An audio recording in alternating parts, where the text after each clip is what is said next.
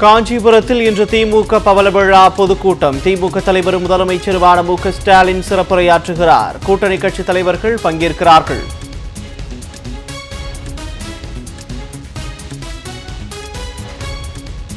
நாமக்கல் மாவட்டத்தில் பிடிபட்ட ஏடிஎம் கொள்ளையர்களிடம் இரண்டாவது நாளாக விசாரணை. கேரளா, ஆந்திரா உள்ளிட்ட பல்வேறு மாநிலங்களில் நடைபெற்ற ஏடிஎம் கொள்ளை சம்பவங்கள் தொடர்பாக விசாரணை தீவிரம்.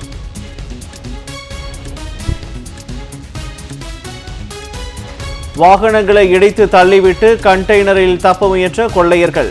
பதைக்க வைக்கும் சிசிடிவி காட்சிகளை வெளியிட்டது காவல்துறை.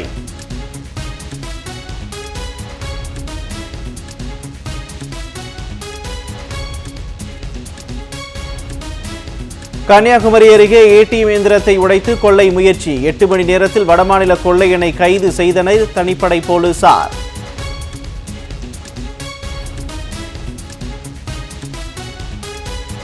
பதினைந்து ஆண்டுகளுக்கு மேலான அரசு பேருந்துகள் மற்றும் அரசு துறை வாகனங்களின் பதிவு சான்று செல்லுபடியாகும் காலம் மேலும் ஓராண்டுக்கு நீட்டிப்பு. தமிழ்நாடு அரசு உத்தரவு.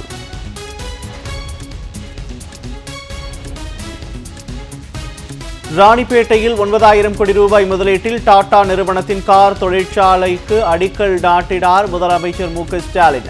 ஆண்டுக்கு 2 லட்சம் கார்களை உற்பத்தி செய்ய இலக்கு. 5,000 பேருக்கு வேலைவாய்ப்பு கிடைக்கும்.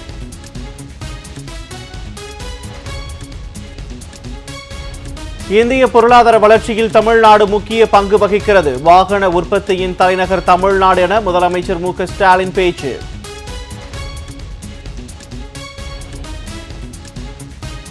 ராணிப்பேட்டை சென்ற முதலமைச்சர் மு.க. ஸ்டாலினுக்கு உற்சாக வரவேற்பு. திமுக சார்பில் ஏற்பாடு செய்யப்பட்ட கலை நிகழ்ச்சிகளை கண்டு ரசித்தார் முதலமைச்சர்.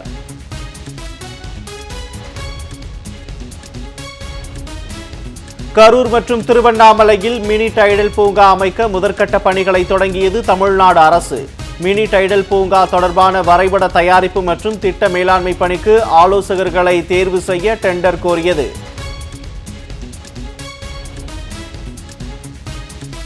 தேர்தல் பத்திரங்கள் மூலம் மிரட்டி பணம் பறித்த விவகாரம். ஒன்றிய நிதியமைச்சர் நிர்மலா சீதாராமன் மீது வழக்கு பதிவு செய்ய பெங்களூரு சிறப்பு நீதிமன்றம் உத்தரவு.